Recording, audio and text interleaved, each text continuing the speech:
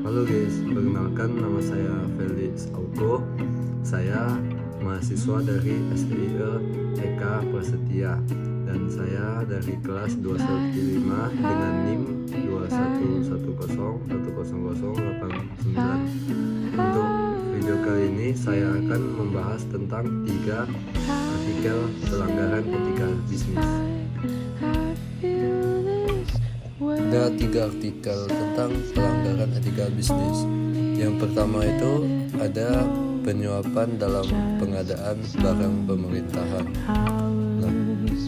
Jadi di salah satu perusahaan X itu memberikan suap kepada salah satu pejabat pemerintah untuk dapat memenangkan tender pengadaan barang.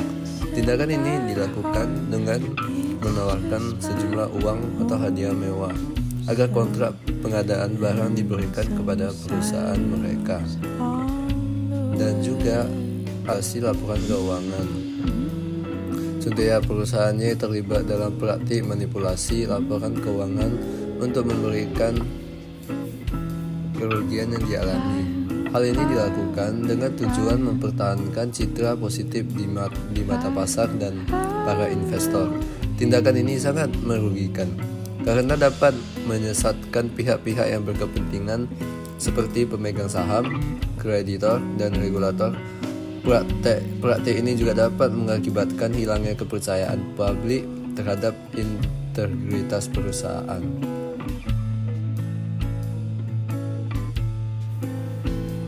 Dan untuk kasus yang kedua ini adalah kasus korupsi di perusahaan XYZ. Penyalahgunaan dana. Direksi terbukti menggelapkan dana perusahaan untuk kepentingan pribadi. Dampak pada reputasi. Skandal ini telah mencoreng reputasi perusahaan dan menurunkan kepercayaan publik. Akuntabilitas perusahaan. Perusahaan harus bertanggung jawab dan mengembalikan dana yang dikorupsi. Skandal manipulasi laporan keuangan di perusahaan ABC. Motif manipulasi. Manajemen ingin menyembunyikan kerugian perusahaan dari publik. Dampak hukum. Tindakan ini dapat menyebabkan sanksi dan tuntutan hukum. Kepercayaan investor. Skandal ini mengurangi kepercayaan investor terhadap laporan keuangan perusahaan. Ada beberapa praktik monopoli di industri farmasi. Yang pertama itu adalah hambatan masuk pesaing. Perusahaan besar mengambil langkah untuk menghalangi pendatang baru. Yang kedua itu kenaikan harga obat. Konsumen harus membayar lebih mahal akibat praktik monopoli. Dan yang ketiga itu adalah dampak pada kesehatan. Akses masyarakat terhadap obat-obatan terhambat karena harga yang sangat tinggi. Dan untuk yang kasus ketiga ini adalah tentang skandal Volkswagen. Pada tahun 2015, di mana perusahaan otomotif Volkswagen terbukti melakukan manipulasi perangkat lunak pada mesin dieselnya untuk mengurangi emisi nitrogen oksida selama pengujian emisi.